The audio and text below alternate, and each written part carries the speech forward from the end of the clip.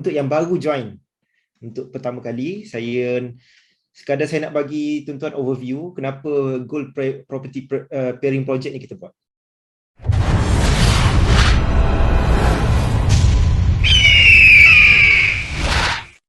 Empire G100, kita punya team grow sangat cepat dan kita melahirkan banyak master dealer. Master dealer yang matured, dia punya business, passive income dia sekitar 5,000 sebulan. Kalau founders master dealer tu, passive income dia lebih 10,000 sebulan lah.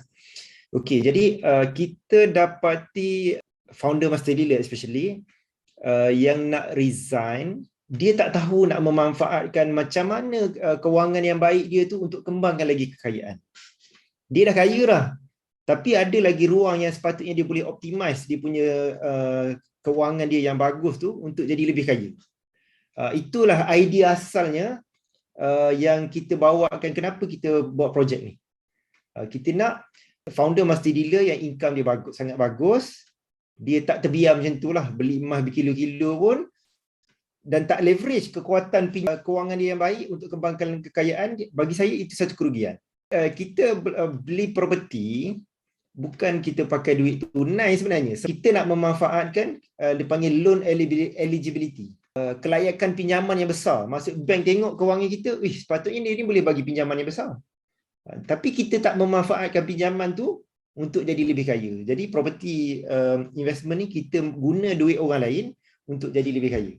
Kalau dalam gold, untung 10% atas cash yang kita ada, atas modal yang kita ada. Kalau kita ada modal nak invest property gold 100,000, kita kena pakai duit kita 100,000. Untung daripada 100,000 ialah 10,000 lah. Kalau 10%, kalau 10% setahun 10,000. Tapi nak memiliki sebuah property 100,000, kita tak perlu modal 100,000. Kita hanya perlu modal 10,000 saja. Bahkan sebenarnya tak perlu modal sebanyak itu pun. Mungkin duit advance je. Kalau kita buat kerjasama dengan Far Capital apa semua ni, orang yang ada knowledge, orang yang ada network, orang yang ada data, orang yang ada expertise. Okay. Jadi kita hanya keluarkan 10,000 untuk membeli property 100,000. Okey, kalau keuntungan daripada property itu 10% setahun, maksudnya kita dapat keuntungan, modal keluar 10,000, keuntungan 10,000. Maksud keuntungan daripada situ adalah 100% setahun. Tuan-tuan, ini take note benda ni. 100% setahun. Sebab kenapa kelebihan property ialah kita boleh beli guna duit pinjaman bank. Gold tak boleh. Itu yang pertama. Okey, yang kedua ialah kita dapati sebahagian MD yang nak resign, dia punya financial tu tak cantik. Tak cantik ni maksudnya kalau dia dah resign, dia nak submit, nak beli property, payah nak dapat pinjaman. Maksud dia tak ready benda tu. Jadi kita MDEC buat keputusan, kita open untuk bakal MD, pre-MD. Tuan-tuan perempuan pre-MD maksudnya bakal MD. Untuk belajar perbetulkan tuan-tuan punya financial. Saya bukan nak suruh tuan-tuan perempuan agresif beli property sekarang bagi pre-MD. Kalau FMD lain cerita. FMD saya saja tuan-tuan perempuan belilah sebuah property setahun, setiap tahun.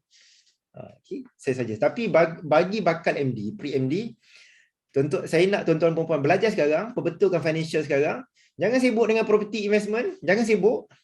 Kalau di luar lah, kalau tuan-tuan nak melalui Encik Sabri, itu saya boleh recommend. Sebab dia akan advise the best untuk tuan-tuan sebagai public gold dealer.